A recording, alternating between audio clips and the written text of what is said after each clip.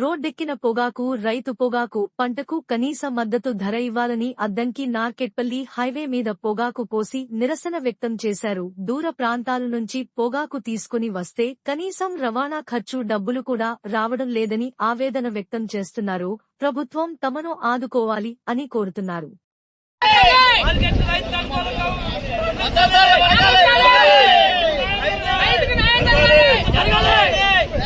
జరగాలి